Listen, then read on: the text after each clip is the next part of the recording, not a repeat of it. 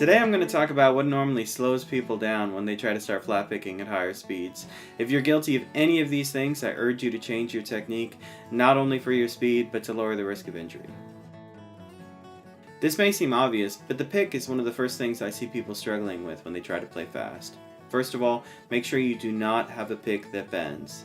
That doesn't mean you have to go out and buy some crazy expensive pick, but make sure that you have a medium or a thick pick and that it does not give. After that, you can experiment with what works well for you. I use a blue chip. Make a fist with your hand. Insert the pick between your index finger and thumb. Do not hold it with your middle index and thumb. Leave very little of the pick sticking out. Too much will make it hard to chew through the strings. Make the nail of your thumb parallel with the strings. This should slant your pick slightly and make it cut through the strings with greater ease. Hitting the strings straight on will create greater resistance. No bracing. Do not rest your pick hand on anything. This will seem uncomfortable at first, but you'll thank me later, I promise. Take your pinky off your pick guard. You're not a banjo player. Don't rest your hand heavily on the bridge pins either. Use the feeling of the bridge pins or lower strings brushing against the outside of your hand as reference if you need it. Otherwise, avoid anchoring altogether. Keep your fingers close to the fretboard and your pick close to the strings. Overstating the movement of either hand will slow you down immensely, so make sure you're doing the minimal possible effort. For your fret hand, this will likely mean pushing down the strings very gently, and for your pick hand, this will likely mean picking faster means picking quieter.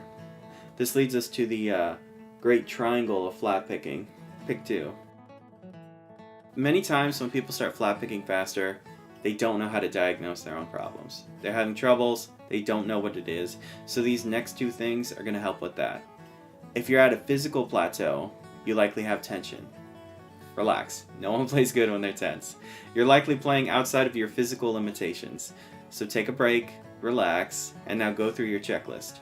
Am I getting tense to fight my pick grip problems? Am I getting tense to fight my hand position? Am I getting tense to fight my lack of movement control? 9 times out of 10, it's one of those things. The hardest thing about speed is thinking fast. Remember, improvising is decision making, so if you want to improvise quickly, you have to be able to make split-second decisions, which means you have to practice thinking fast. If you're trying to play something quickly and it's not your hand slowing you down, it's your brain not remembering what comes next or not being able to decide what comes next. So you need to practice something as fast as you can think about it and only speed it up when it becomes easy to consider it. So my top 5 things you should look out for when you're trying to play fast are: number 1, pick grip. Get the right kind of pick and hold it right. Number 2, hand position. Don't brace on anything. Number 3, minimal movement. Attack lightly, move conservatively. Number 4, physical plateaus. Do not play tense.